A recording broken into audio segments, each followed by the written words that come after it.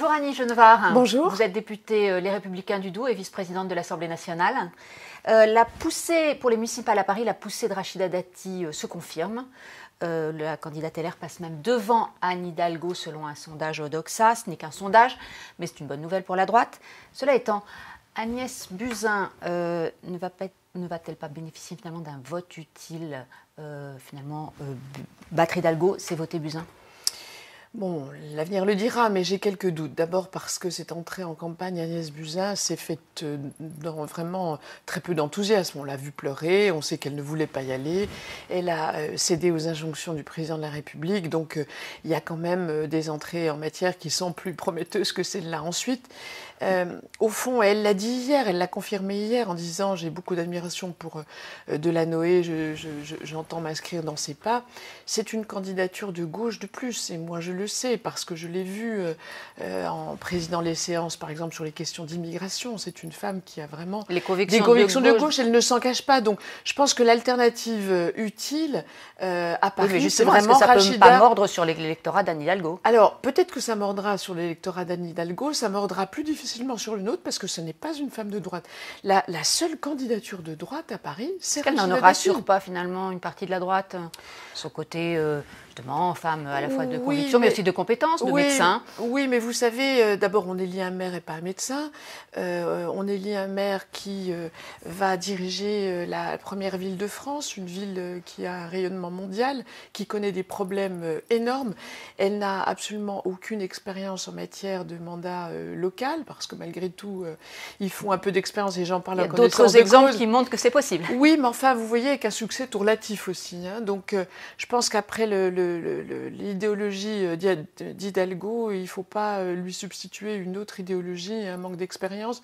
Donc, moi, j'ai beaucoup d'estime à titre personnel pour Agnès Buzyn, qui est un excellent médecin, remarquable médecin. Et, elle a quand même dirigé des grandes institutions comme l'Institut national contre le cancer.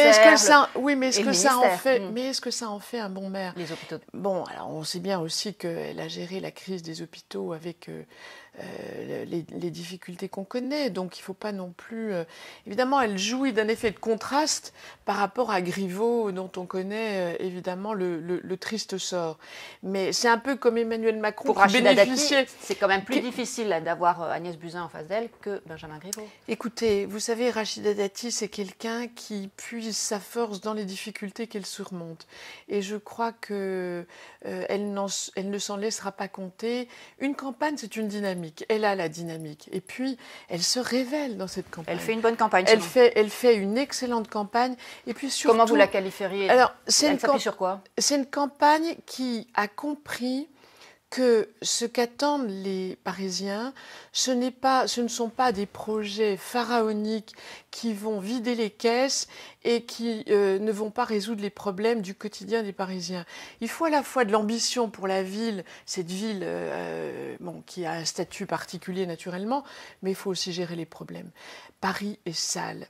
Paris est complètement embouteillé. Met en avant la sécurité, la propreté et mais que ne l'a-t-elle fait? Enfin, on est tous accablés de voir l'état de Paris. Agnès Buzyn.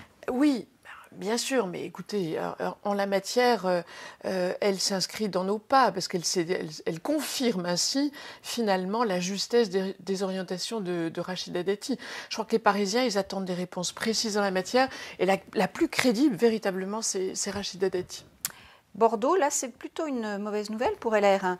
Une mauvaise surprise. Pour la première fois depuis la guerre, le candidat de la droite pourrait ne pas être élu dès le premier tour. Là, c'est un sondage BVA, encore un sondage. Écoutez, évidemment, tous les maires qui se présentent préfèrent être élus au premier tour. Mais enfin, quand on est bien élu au deuxième tour, c'est un symbole quand même, Bordeaux. C'est pas mal non plus. Oui, mais vous savez, il y a probablement l'émergence d'un mouvement national qui est la poussée des Verts. Hein. On voit bien qu'un peu partout, la question de la mobilité dans les villes, la question de la qualité de l'air, se pose et donc il y a incontestablement, je crois, une poussée du vote écologiste qui peut bousculer ici ou là, mais je suis très confiante dans notre candidat à Bordeaux. Je suis persuadée qu'il sera élu. Alors justement, cette poussée écologiste, vous êtes contre l'arrêt de la centrale de Fessenheim, dont l'arrêt est programmé ce samedi. Comment vous conciliez ces deux impératifs ? Alors, bon, l'arrêt de Fessenheim, vous savez que Emmanuel Macron, finalement, s'inscrit dans les pas de François Hollande, parce que c'est une décision. Et c'est une décision qui était dictée pour précisément donner des gages aux plus écolos de sa majorité. Fessenheim avait fait l'objet de rénovation. C'est un immense comment dirais-je, gâchis industriel, parce qu'il y a près de 2000 emplois, directs ou indirects, qui sont concernés par Fessenheim. Alors, les vieilles centrales, il faut les rénover, voire les fermer. Sur le principe, il n'y a pas de problème. Maintenant, ce qui nous fâche dans cette affaire, c'est que d'abord, ça a un effet absolument dévastateur sur le territoire en termes d'emploi. Ensuite, on n'a pas fermé les centrales à charbon. Il aurait peut-être fallu commencer par là, parce qu'en matière d'émissions de gaz à effet de serre, le charbon est infiniment plus polluant que le nucléaire. Les retraites maintenant. Hier, vous avez présidé la séance au Perchoir. À peine commencé, les débats, ils semblent bien encalminés pourtant. Quant à la conférence de financement, elle est désertée par la CGT maintenant. Alors, dans ce brouhaha, est-ce que votre camp est audible? Alors, toute la difficulté, c'est effectivement de faire entendre une voix qui n'est pas binaire, oui ou non. La majorité, c'est oui sans condition. La France Insoumise, le groupe GDR, c'est non sans commission. Nous, c'est autre chose. Nous, on a fait une autre proposition pour les retraites.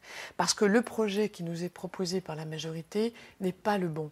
Il n'est pas le bon parce qu'il n'est pas financé.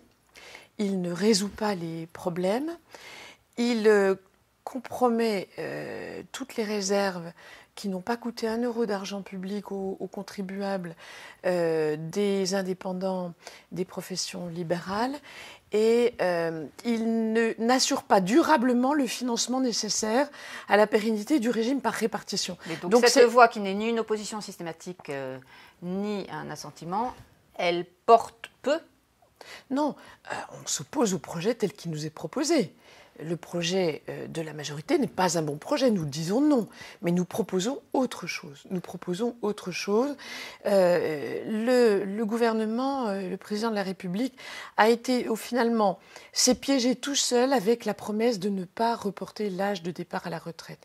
Or, on sait que la seule façon de peser sur le financement, c'est une mesure d'âge, une vraie mesure d'âge, c'est-à-dire le report avec l'augmentation de l'espérance de vie. Chacun le comprend bien, d'ailleurs, tous les pays européens l'ont compris. C'est très débattu, cette question de financement. Est-ce qu'il faudra en venir au 49.3 ? Est-ce que finalement, ça ne sera pas un signe de fermeté de la part du gouvernement ?